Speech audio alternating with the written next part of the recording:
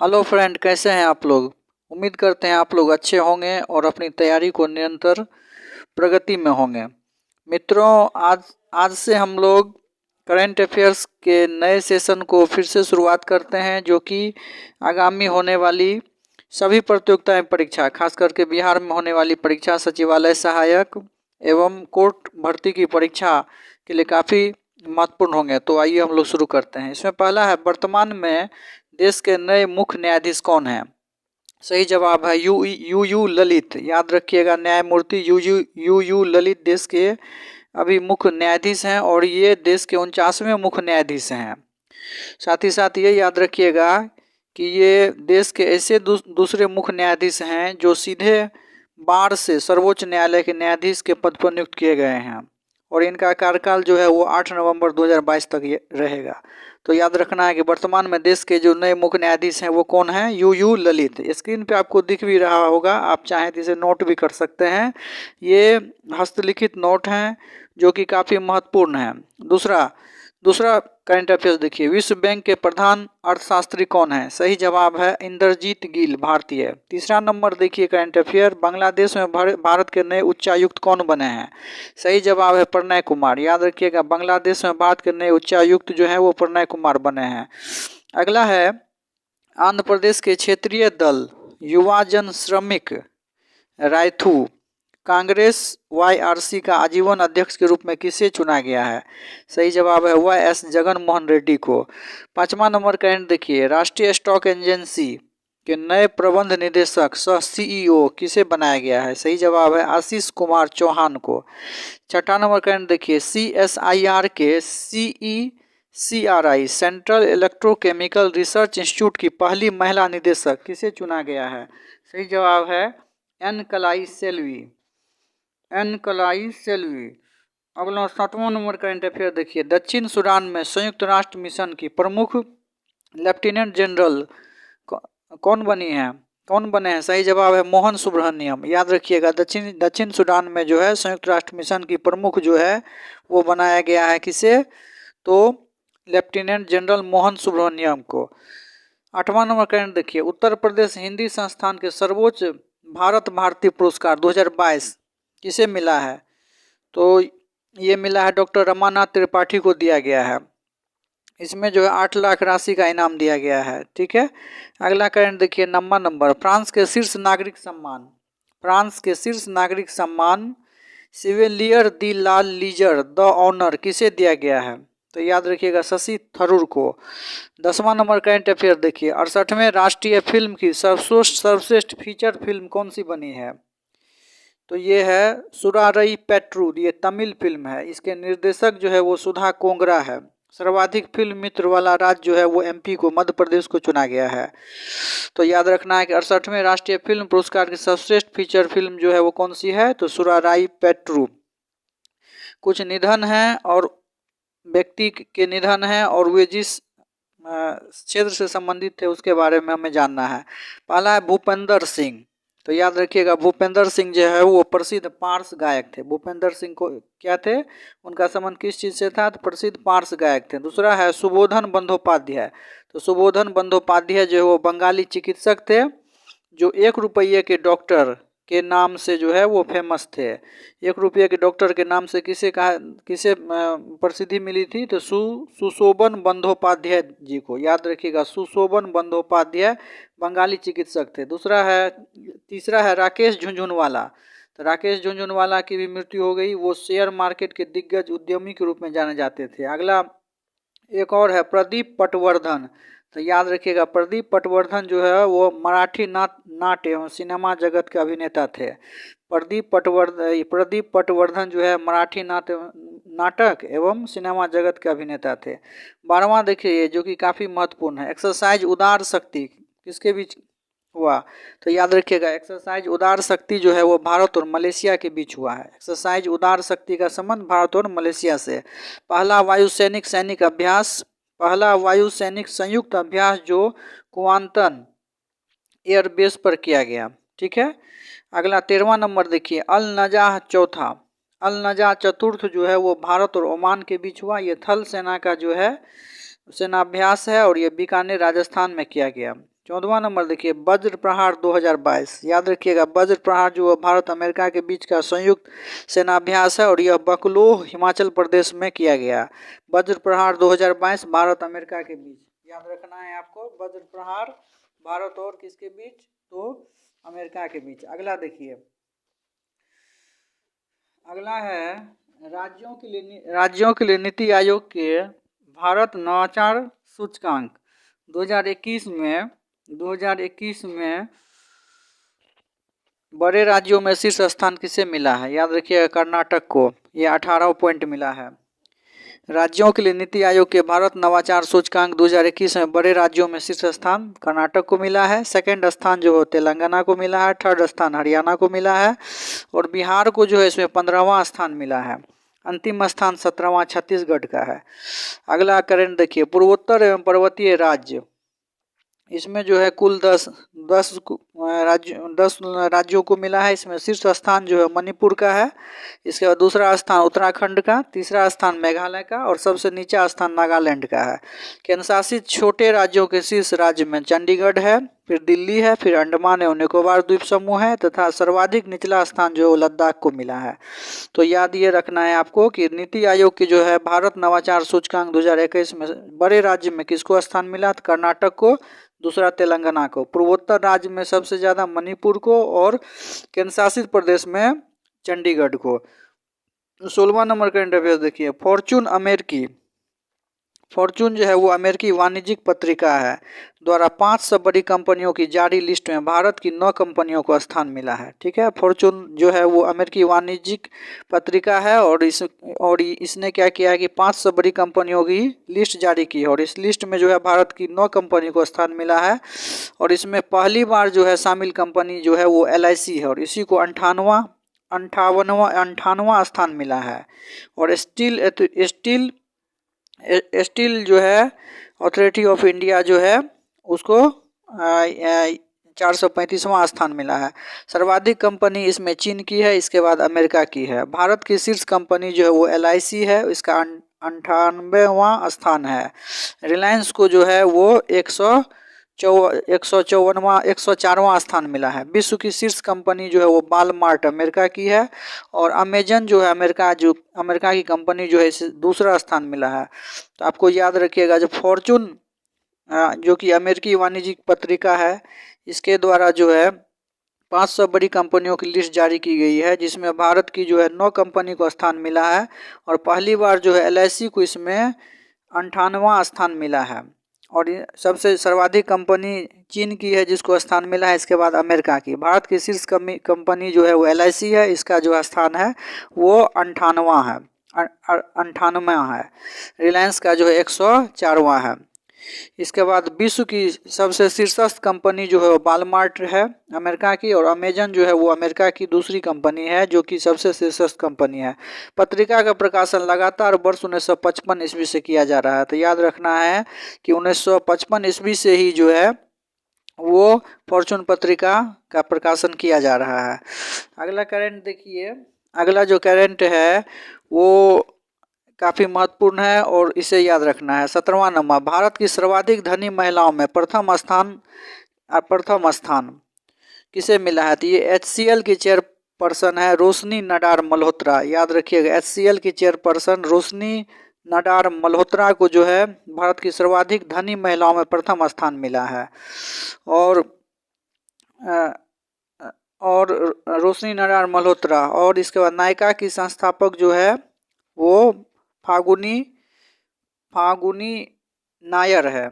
इसमें जो है फर्स्ट रैंक मिला है HCL को, सेकंड रैंक मिला है नायका को और तीसरा रैंक मिला है बायोकेन की संस्थापिका किरण मजूमदार शॉ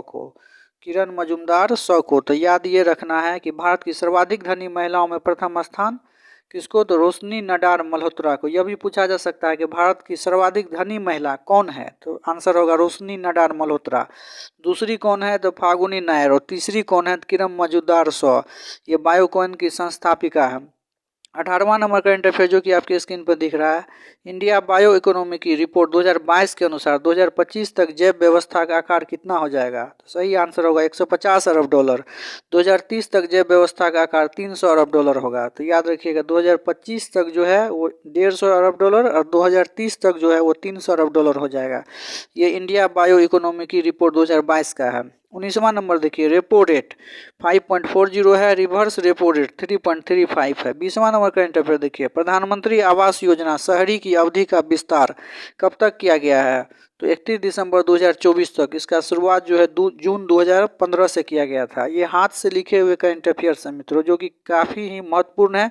इसमें उसी शीर्ष बातों को लिखा गया है जो आगामी परीक्षा हो तो काफ़ी महत्वपूर्ण है। जैसा कि आप जानते हैं कि सचिवालय सहायक की परीक्षा 26 एवं 27 नवंबर को होने वाली है और इसमें करंट हालांकि बहुत ज़्यादा की संख्या में तो नहीं पूछे जाते हैं, लेकिन वर्तमान परिदृश्य में 5 से लेकर के 10 तक की संख्या में करंट अफेयर्स के पूछे जाने की संभावना है। तो ऐसे में करंट अफेयर्स को ध्यान रखना काफ़ी महत्वपूर्ण है और इस क्रम में मैंने अपने हाथ द्वारा स्वयं से जो है लिखी गई हस्तलिखित करंट अफेयर्स को तैयार किया है। आप इसे चाहें तो लिख भी सकते हैं और यह जो है 3 या 4 खंडों में लिखी गई है और इसको हम सिलसिलेवार ढंग से ला रहे हैं ताकि आप करंट अफेयर्स को सफलतापूर्वक जो है देख सकें।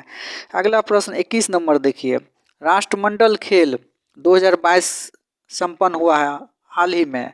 तो पूछा जा सकता है जो राष्ट्रमंडल खेल 2022 जो संपन्न हुआ है हाल ही में, ये कहाँ हुआ है? तो याद रखिएगा ये बर्मिंघम इंग्लैंड में हुआ है। स्क्रीन पे दिख रहा होगा, राष्ट्रमंडल खेल 2022 जो वो संपन्न हुआ है वो बर्मिंघम इंग्लैंड में संपन्न हुआ है। भारत का स्थान जो है इस राष्ट्रमंडल खेल 2022 में चौथा था।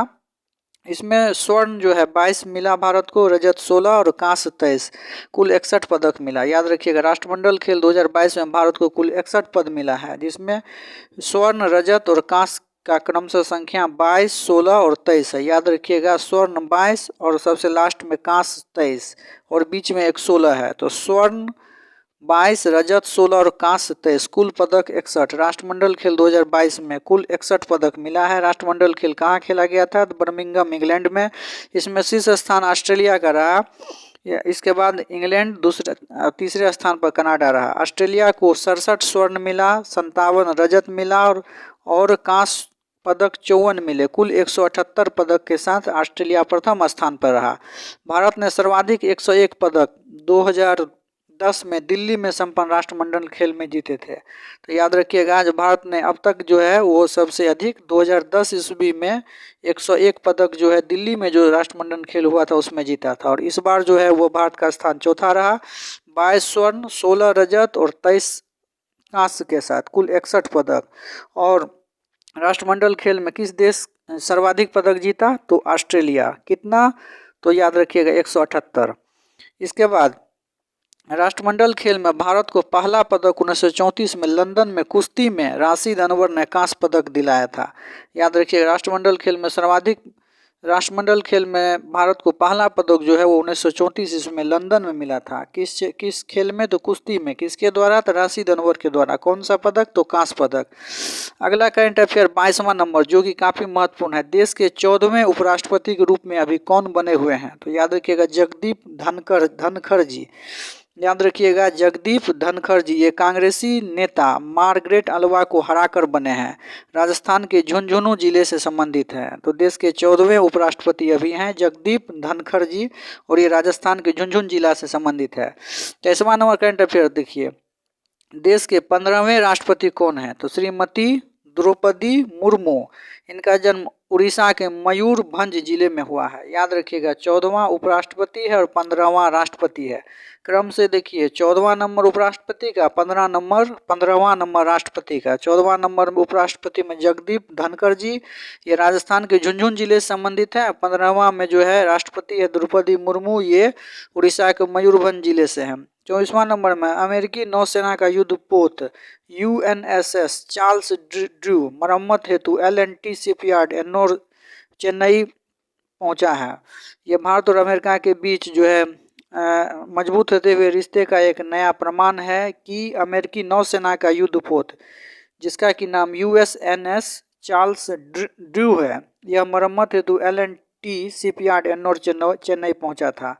25वां नंबर करंट अफेयर देखिए, G20 का आगामी शिखर सम्मेलन 2023 कहाँ पे? तो भारत में। बीपीएससी में भी यह प्रश्न पूछा गया है, जो G20 का आगामी शिखर सम्मेलन 2023 में कहाँ होगा? तो याद रखिएगा भारत में नई दिल्ली में होने की इसकी संभावना है। पहले इसे जम्मू कश्मीर में प्रस्तावित किया गया था, लेकिन बाद में इसे नई दिल्ली कर दिया गया है। बीपीएससी के ऑप्शन में जम्मू कश्मीर एवं नई दिल्ली दोनों है, लेकिन सही आंसर इसका नई दिल्ली है होगा। अभी जो प्रपोज्ड है उसके अनुसार से G20 का आगामी शिखर सम्मेलन 2023 में भारत में नई दिल्ली में होगा। अमिताभ कांत को इसके लिए प्राधिकृत किया गया है। याद रखिएगा अमिताभ कांत जो है इसके लिए ऑथराइज्ड है। 26वां नंबर करंट अफेयर देखिए, नीतीश कुमार लगातार 8वीं बार शपथ लिया। आपको जैसा कि आप जानते हैं कि बिहार में अभी महागठबंधन की सरकार है और नीतीश कुमार ने बीजेपी से अपना नाता तोड़ लिया है, और मुख्यमंत्री के रूप में अगर शपथ के मामले में देखा जाए तो नीतीश कुमार का यह 8वीं बार शपथ है।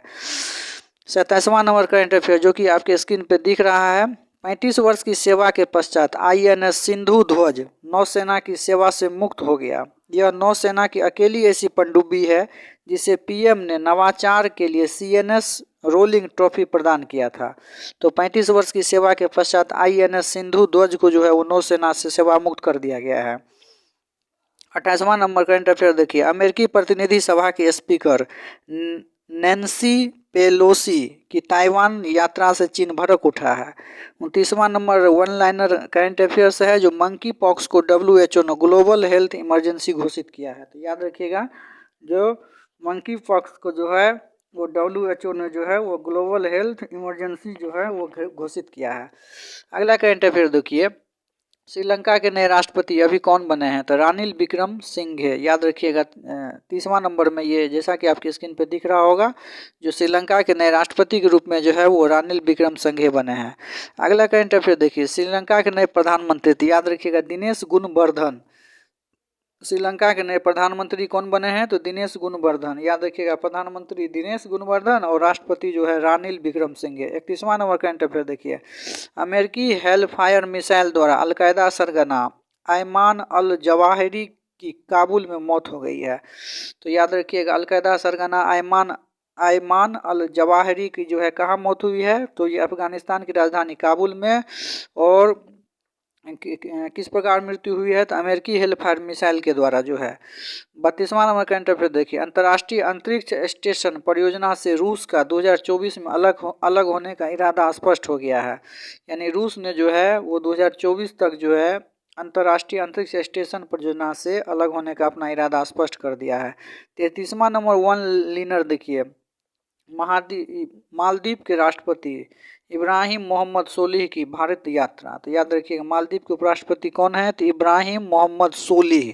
34वां नंबर करंट अफेयर देखिए, 19वें एशियाई खेल का आयोजन, तो याद रखिएगा ये चीन में होगा। कहाँ पे? तो 23 सितंबर से 8 अक्टूबर 2023 को हांगझाऊ चीन में, यानी 19वां एशियाई खेल का आयोजन 23 अक्टूबर से 8 अक्टूबर 2023 के बीच होगा। तो याद रखना 19वां एशियाई खेल कहाँ होगा? तो चीन में। चीन के किस शहर में? तो हांगझाऊ में।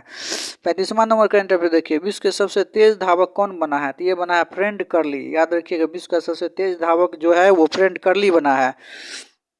36वां नंबर प्रश्न देखिए, सिंगापुर ओपन बैडमिंटन 2022 का महिलाओं के एकल खिताब की विजेता कौन बनी है 2022 में? तो ये PV सिंधु बनी है।